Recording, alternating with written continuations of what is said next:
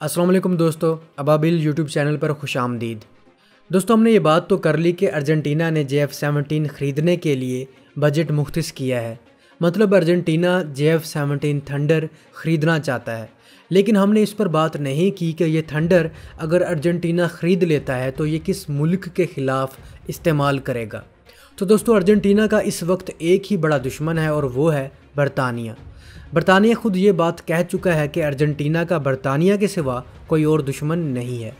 दोस्तों, इन दोनों ममालिक की दुश्मनी फाकलैंड्स आइलैंड्स पर है। फाकलैंड आइलैंड्स अर्जेंटीना के बिल्कुल नज़दीक है और यूके से काफ़ी दूर है, लेकिन इस पर यूके काबिज़ है। अर्जेंटीना और यूके की इन जजीरों पर 1982 में जंग भी हो चुकी है, जो कि यूके ने जीती थी। इस जंग में अर्जेंटीना के 60 एयरक्राफ्ट तबाह हुए थे, जो कि अर्जेंटीना एयरफोर्स के लिए बहुत बड़ा नुकसान था। इस जंग के जीतने के बाद बरतानिया ने अर्जेंटीना पर असलहा खरीदने पर पाबंदी आयद कर दी थी, जबकि इससे पहले अमेरिका ने ह्यूमन राइट्स अब्यूज़ की वजह से अर्जेंटीना पर असलहा खरीदने पर पाबंदी आयद की हुई थी। ऊपर से बरतानिया की जानिब से मज़ीद पाबंदियाँ लगा दी गई। अब अर्जेंटीना किसी भी मुल्क से त्यारे नहीं खरीद सकता था। 1989 में अर्जेंटीना के प्रेसिडेंट ने अपनी फॉरेन पॉलिसी में कुछ तब्दीलियाँ की और अमेरिका का नॉन नेटो एलाई बन गया, और इस फॉरेन पॉलिसी की वजह से अर्जेंटीना को कुछ हद तक फ़ायदा भी हुआ। अर्जेंटीना की मईशत भी कुछ बहाल हुई और इस पॉलिसी की वजह से अर्जेंटीना ने अमेरिका से कुछ त्यारे भी खरीदे, जो कि A4 फाइटिंग हॉक्स त्यारे थे। लेकिन ये त्यारे भी ब्रांड न्यू त्यारे नहीं थे, बल्कि इस्तेमाल शुदा और A4 स्काई हॉक त्यारों से कन्वर्टेड शुदा त्यारे थे। इसके अलावा अर्जेंटीना ने पेरू एयरफोर्स से इस्तेमाल शुदा कुछ मिराज त्यारे भी खरीदे। इस दौरानिये में अर्जेंटीना ने अपने त्यारे भी बनाने की कोशिश की, लेकिन सवाए ट्रेनर त्यारे के कुछ नहीं बना पाया। 2010 तक अर्जेंटीना की मईशत कुछ बेहतर हुई तो अर्जेंटीना ने अपनी एजिंग एयरफोर्स के लिए एक दफ़ा फिर से दूसरे ममालिक से त्यारे खरीदने की कोशिशें की, और इस मरतबा अर्जेंटीना मिराज F1, इसराइली काफिर और साब क्रिपिन त्यारे खरीदने के लिए बड़ा पुरुम्मीद था, और ऐसा लग भी रहा था कि ये डील्स कामयाब हो जाएंगी। लेकिन मार्च 2014 में मिराज F1 त्यारों की डील यूके के प्रेशर में आकर ख़त्म कर दी गई। इसी तरह यूके ने स्वीडन क्रिपिन त्यारा भी नहीं बेचने दिया, क्योंकि क्रिपिन के 30% पार्ट्स यूके में बनते हैं, और इसराइल ने भी टेक्निकल और पॉलिटिकल रीज़न बताकर माजरत कर ली। इस मरतबा अर्जेंटीना के लिए सूरत हाल 80 की दिहाई से भी ज़्यादा बदतर थी, क्योंकि पुराने मिराज 3 त्यारे अब वो मज़ीद नहीं उड़ा सकते थे। 2015 में इन्हें डीकमीशन्ड कर दिया गया, और अमेरिका से लिए गए कई A4 त्यारे 2016 में पार्ट्स ना होने की वजह से ग्राउंडेड कर दिए गए।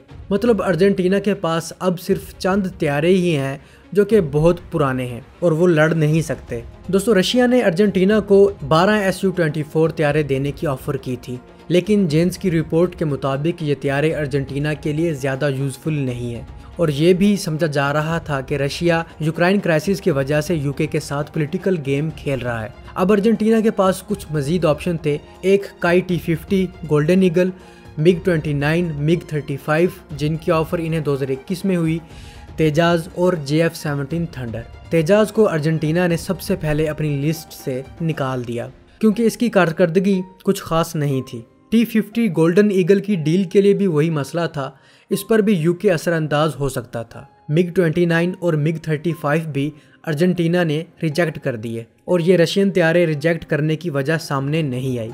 हो सकता है बजट का इशू हो, या 2019 वाले वाक़ये में जब रशियन त्यारे शूट डाउन हुए तब इनकी अर्जेंटीना की नज़रों में बैड इमेज बन गई हो। अर्जेंटीना ने JF-17 थंडर को सिलेक्ट किया, क्योंकि इसमें चाइनीज़ पार्ट इस्तेमाल हो रहे हैं और यूके चाइना पर किसी भी तौर पर असरअंदाज नहीं हो सकता। और दूसरी बात यह है कि दूसरे त्यारों के मुकाबले में ये सस्ता और कारकर्दगी बहुत ज़बरदस्त है। JF-17 थंडर की मार्केट को 2019 के वाक़ये के बाद बूस्ट भी मिला।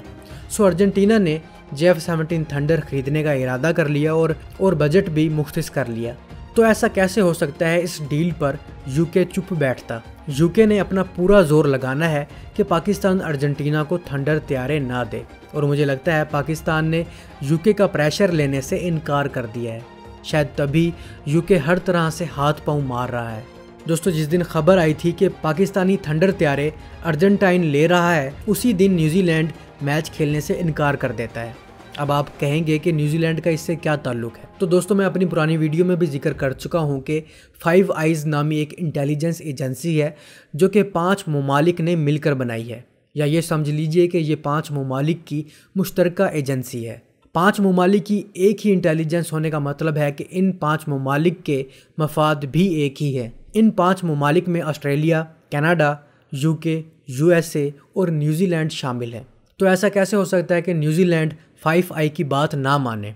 यही वजह है कि न्यूजीलैंड ने मैच खेलने से इनकार कर दिया। ये 5 आई नामी इंटेलिजेंस एजेंसी 1941 में बनी थी और आज तक बड़े बड़े लोगों पर और बड़े बड़े कामों पर असरअंदाज हो चुकी है।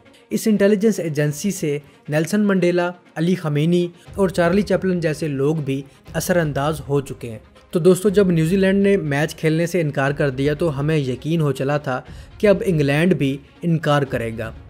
ऐसा ही हुआ। तो इसमें परेशान होने वाली बात नहीं है, बल्कि आपको दुआ करनी चाहिए कि हम किसी भी प्रेशर में आए बगैर ये डील पूरी कर पाएँ, और इंशाल्लाह हम ये डील पूरी करेंगे। क्रिकेट तो फिर भी गेम है, बहाल हो जाएगी, लेकिन JF-17 थंडर के लिए ये मौका बार बार नहीं आएगा।